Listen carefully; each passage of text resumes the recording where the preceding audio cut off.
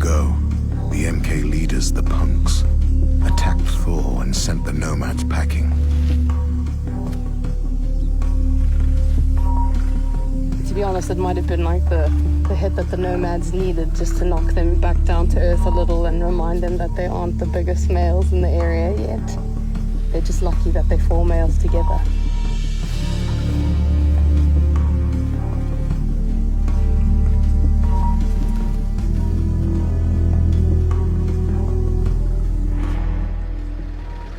Nathan's been keeping tabs on the males since their attack.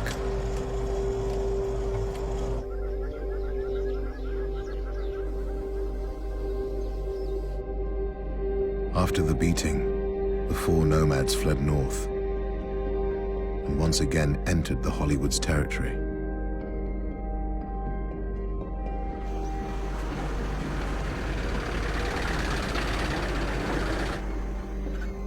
Since their arrival, the brothers have been lying low. The Nomads have literally, for the last 5 days, not been feeding, not been calling.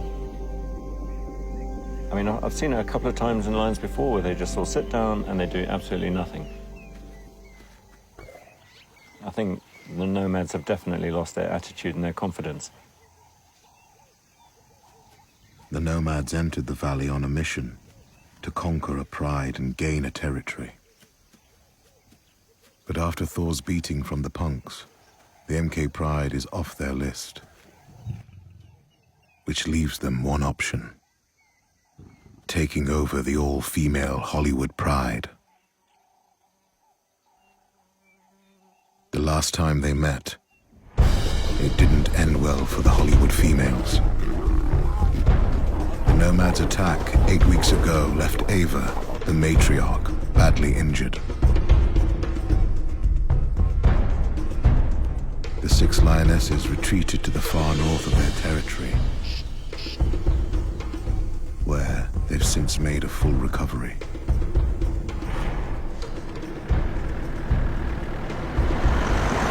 Sam's been keeping an eye on the females since they fled north. She's scouring the area where she saw them a few days ago. But she hits a roadblock.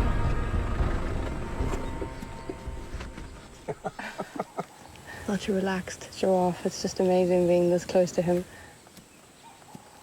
So this is a thorny crop giraffe, and they are endemic to the valley, which is just another amazing thing about South Luangwa, really. It's a really beautiful and graceful animal. A great lion spotter also. When giraffes stand still and stare at one spot, it usually means they've found lions. But there's no sign of them here. So Sam's using another bush trick to help her find the Hollywood females.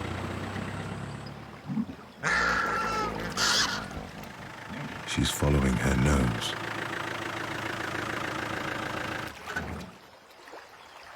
So we were looking for the Hollywoods this morning, and while we were driving along the river, we came across something that was really smelly. So we thought, let's check out the smell first, and we've come across this dead hippo with a lot of crocs busy eating it.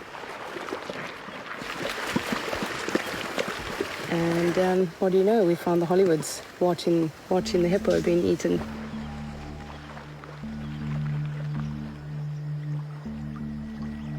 Nice knowing that trusting our instincts and following the hippo and the smell has led us to the lions. It's good to be here with them this morning. The pungent smell of the carcass is likely what drew the lionesses here. Sam knows they haven't eaten for 4 days.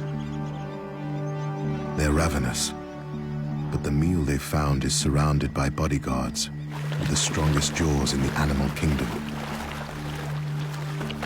Unfortunately, the hippo is actually far into the water, so the Hollywoods wouldn't go out and attempt to eat the hippo. But you can see that they wish they could get to it.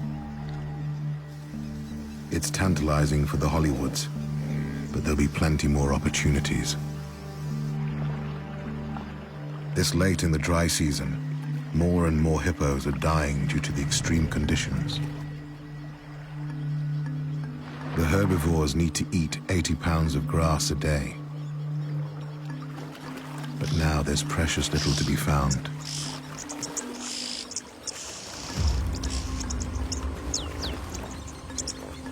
As the river dwindles, even their basic need to keep cool is something they must fight for.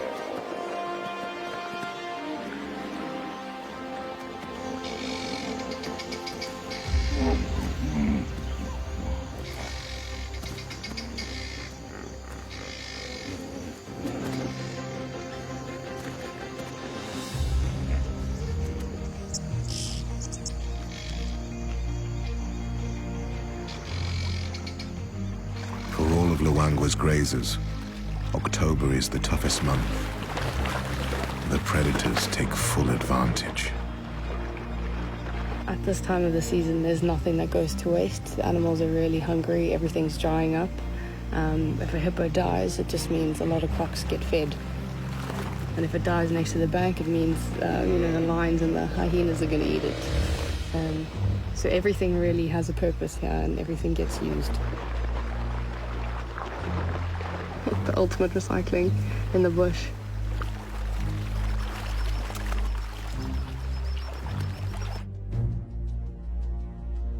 Nine miles downriver, in the far south of the MK territory, Nathan's out looking for the 5 young cubs.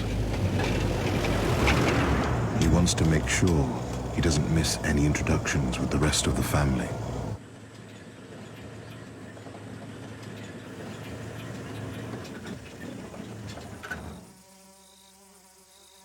Nathan finds them close to the river with their mothers and grandmother,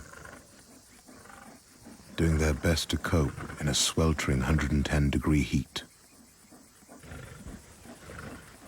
As usual, Zuri's cubs are sticking close to their mother in the shade.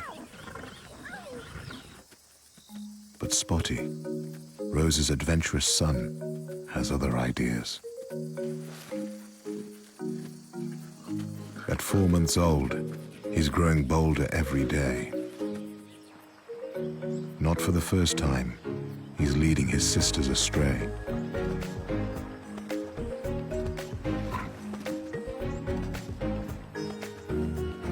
So 3 cubs have actually snuck off away from Mum, gone on their own little adventure, dropped down the edge of the bank and gone drinking.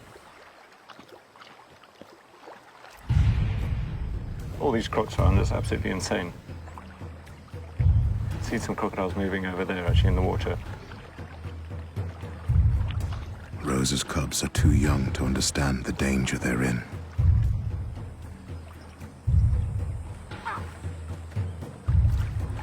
Now, these really are the cheekiest little cubs. I mean, they really haven't quite learned a sort of healthy fear for the crocodiles yet. They're drinking at the edge, particularly without any parents near them. There's a high chance that a croc could take one.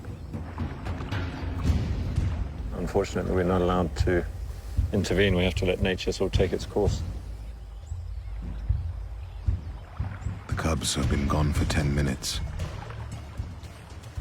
before Rosa realizes they're missing. She's trying to see where they are. I don't think she actually saw where they've gone. She's looking a bit uncertain.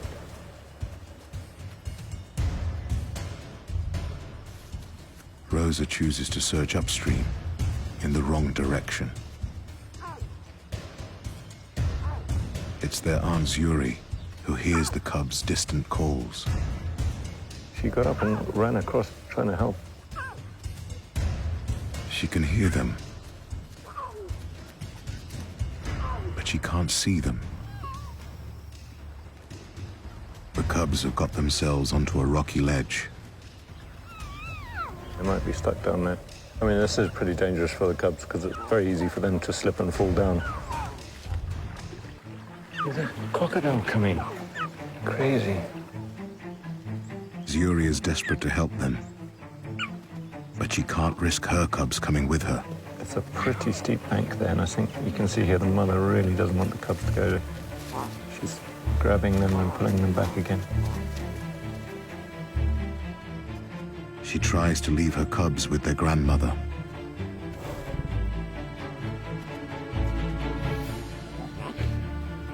She can't persuade her cubs to stay behind.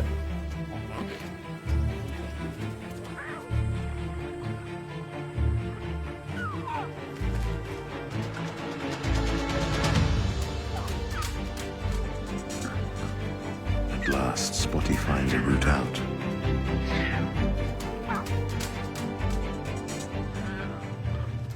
It's a welcome reunion with their aunt.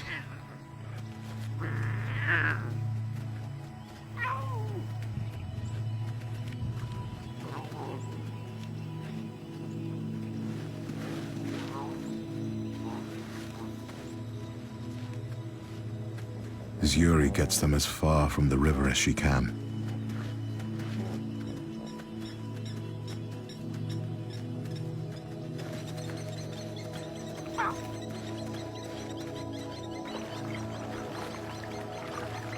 Having searched in the wrong direction, half a mile upstream, Rosa returns to find her cubs safe and sound, thanks to her sister.